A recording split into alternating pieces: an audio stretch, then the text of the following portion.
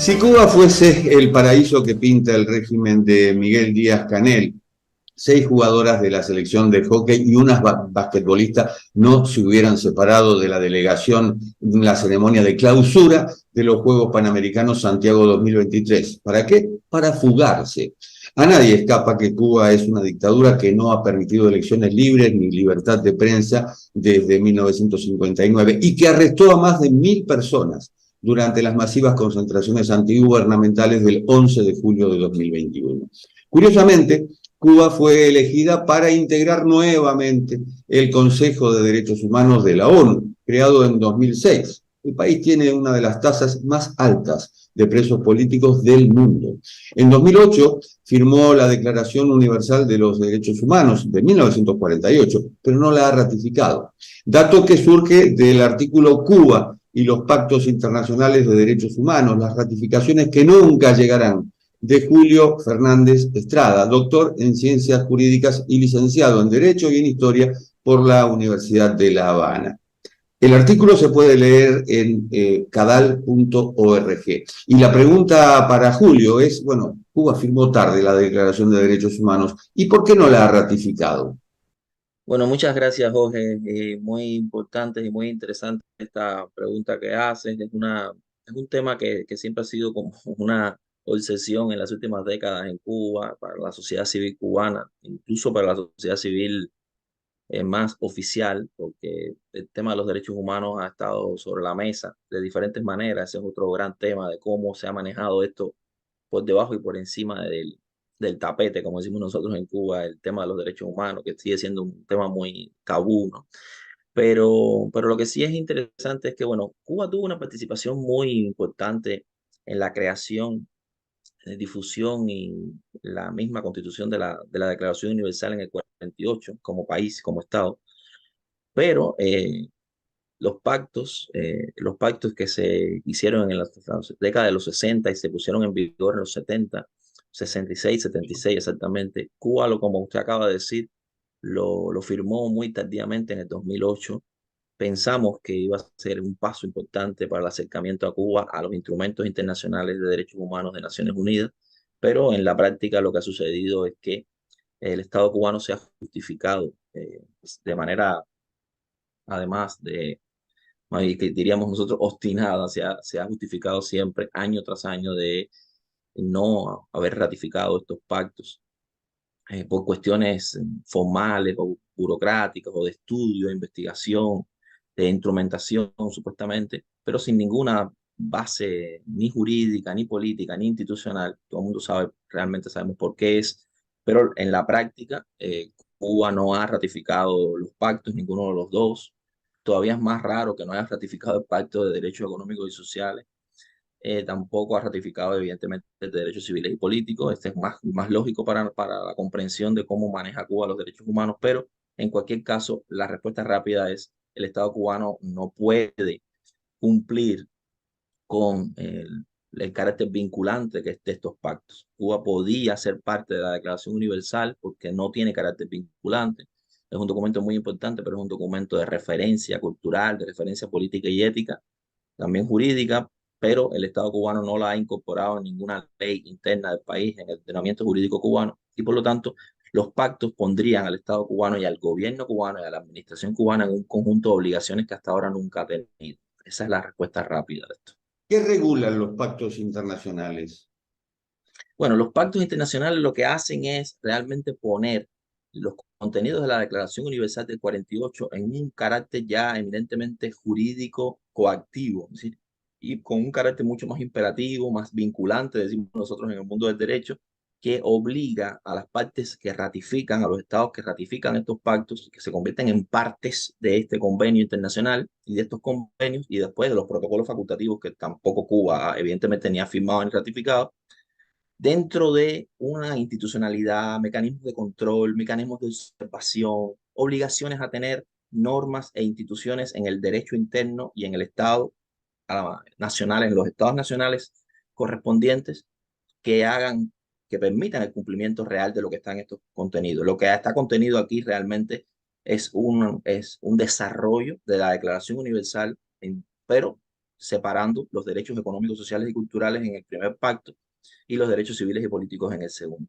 En cualquier caso, o sea, ahí están desplegados todos los derechos humanos, por lo menos de primera y segunda generación que concebimos, porque también hay que decir que estos son pactos de los años 60.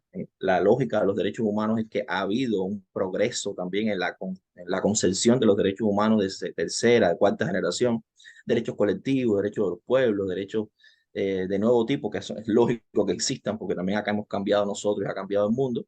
Pero en cualquier caso, estos primeros derechos que siguen siendo fundamentales y siguen siendo la base de los derechos humanos, cuando se entran en un documento como este, obligan a las partes que ratifican a cumplir un grupo de protocolos de organización, institucionalización, instrumentación a la que Cuba nunca ha estado dispuesta a cumplir. Es decir, no restringir los derechos humanos, pero mientras tanto, puertas adentro, el régimen los viola.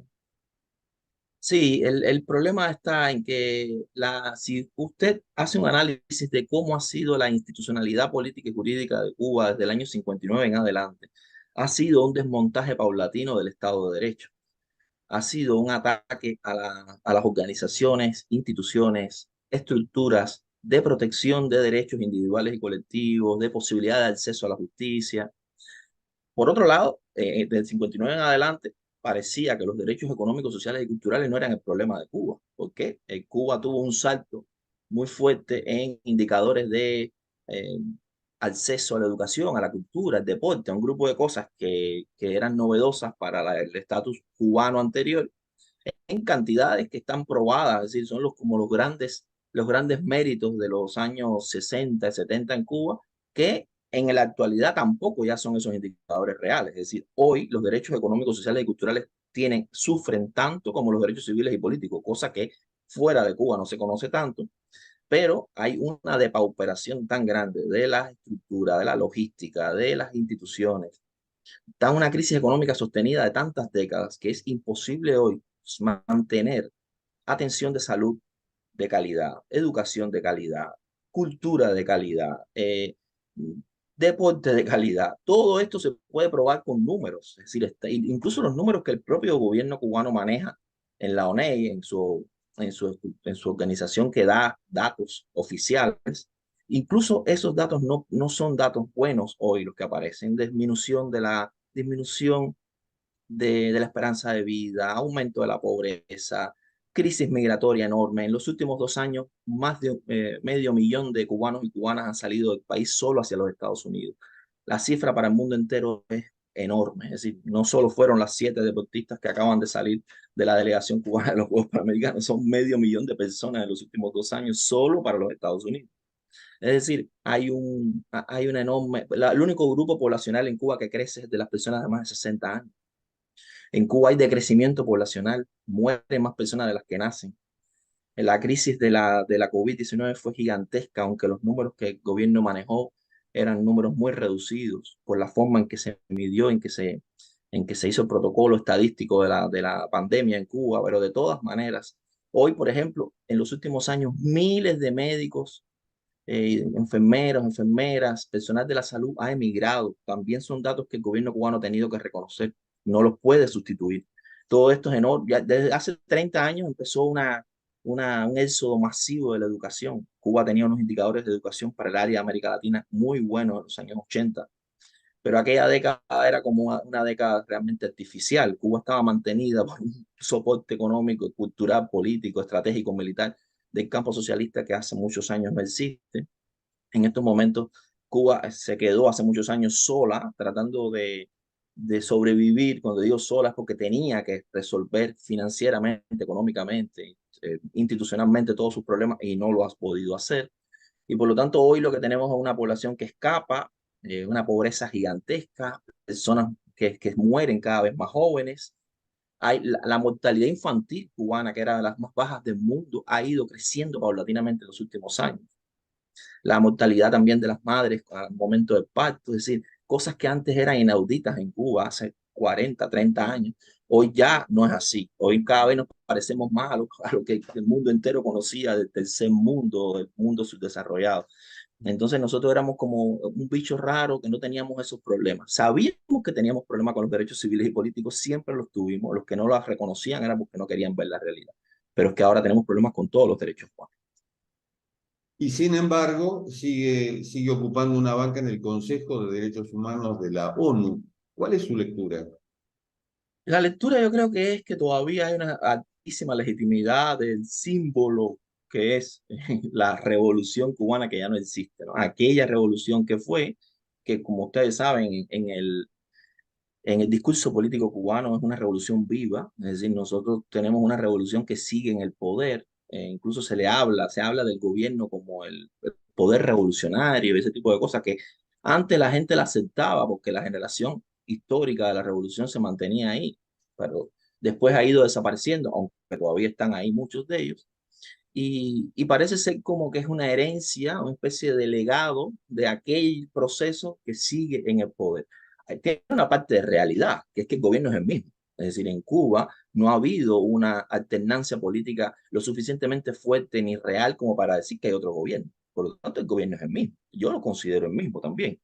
A ver, usted sabe que cuando ha habido cambios constitucionales, sobre todo la Constitución de 76, que es la Constitución socialista, y la última del 2019, evidentemente hay un Estado nuevo después, hay un gobierno nuevo después, pero es un gobierno que mantiene la misma lógica, las instituciones más fuertes, el monopartidismo, la ausencia de división de poderes, la, la no independencia judicial, por lo tanto la falta de instituciones de protección de los derechos humanos que tenemos ya como una enfermedad del sistema, que somos casi el único país de América Latina que no tiene defensoría del pueblo, que no tiene tribunales constitucionales o mecanismos de control constitucional independientes, que hasta hace poquito tiempo no poner un habeas corpus en Cuba era imposible. Hoy no es imposible ponerlo, pero es imposible que un tribunal lo dé.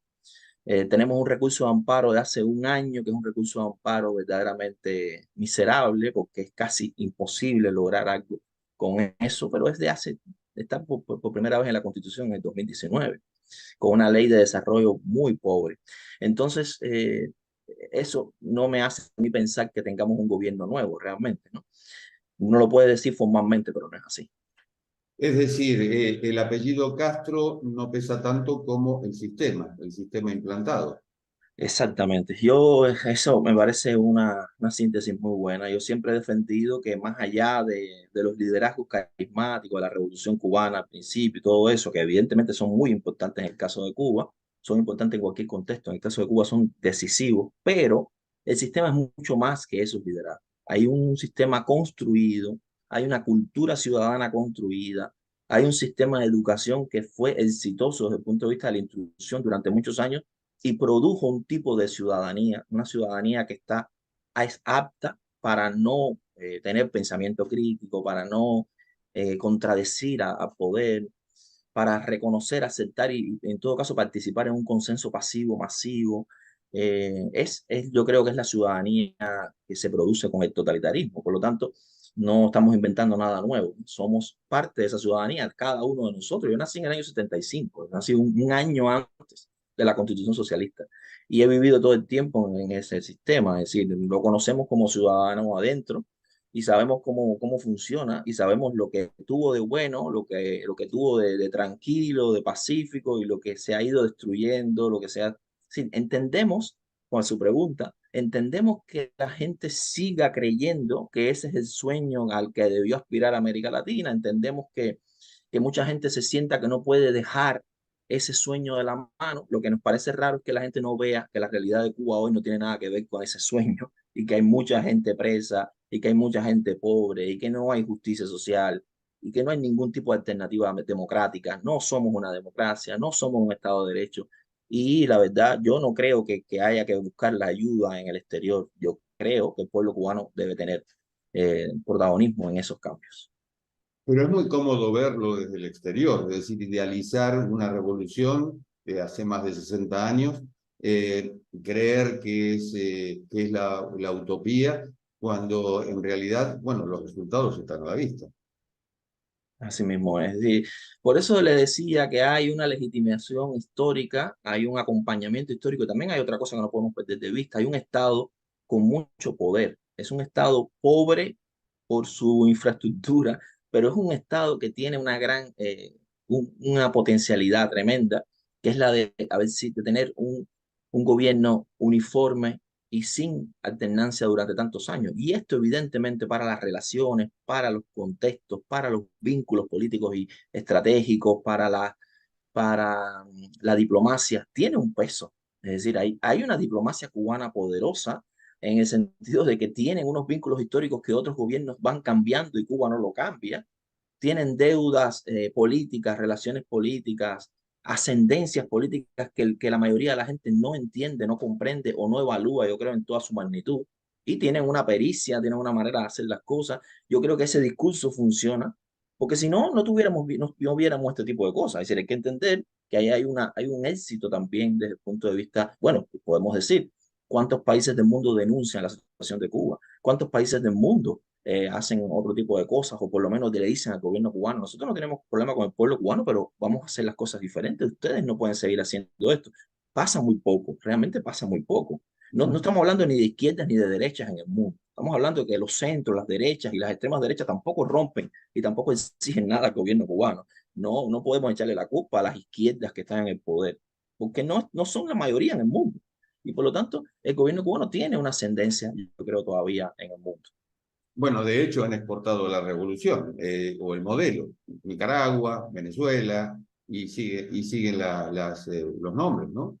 Ujú. Sí, sí, sí. Sí, todavía, eso yo creo que evidentemente cada vez eso va a disminuir por su propio peso, por el hecho de que es muy difícil exportar la situación de Cuba hoy. Cuba exportó la revolución o la práctica política y social, sobre todo de la revolución y todo eso, bajo bajo un principio de un éxito supuesto, ¿no? Que no había manera no había manera de negar que es que cuando viajabas a Cuba veías una sociedad que funcionaba. Nosotros allá adentro sabíamos todas las cosas que teníamos mal, las sufríamos, pero como decía mi papá, en los años 80 éramos felices y no lo sabíamos, no teníamos idea. En aquel momento pensábamos que estábamos muy mal en muchas cosas, pero no tenía ninguna comparación con los 90. Cuando llegamos a los 90, el periodo especial, como le puso Fidel, pensamos que no se podía estar peor.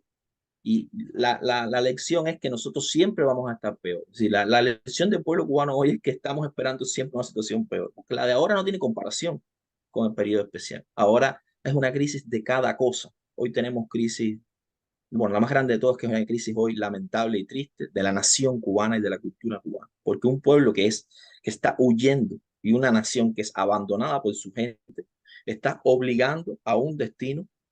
Es decir, nuestro destino es un destino de desaparición cultural, porque lo que se está yendo de Cuba, una población de 11 millones de cubanos, en 20 años no hay nadie en el país. Es decir, ¿de qué estamos hablando? Estamos hablando de que esto es una emergencia que debería ser de la nación cubana. No estamos hablando ni de gobiernos, ni de doctrinas, ni de posiciones políticas. Pero ese discurso o ese diálogo no se está dando adentro del país. Es un diálogo de ciegos y de sordos y de gente que no quiere escuchar, de un gobierno que no quiere entender, un gobierno que sigue diciendo que están en el mejor de los mundos, que están saliendo de la crisis, que luchando van a avanzar, siguen hablando de instituciones eternas. Es una especie de rara teocracia, que no digo rara porque Cuba fue un estado ateo hasta el año 92, ateo, constitucionalmente ateo, con religión, sin libertad religiosa. Y de pronto el partido es un partido de acero, los CDR son una organización que nació para ser eterna, todo el discurso es un discurso eminentemente de divinización de las instituciones, porque no le queda ningún asidero cívico, ni político, ni jurídico. Tienen que ir a este tipo de discurso. Entonces, esa yo creo que es nuestra realidad. Una pena realmente. Julio, muchas gracias. Gracias, gracias a ustedes. Y esto ha sido Cuarto de Hora, el programa de Cadal TV. Hoy tocó Cuba.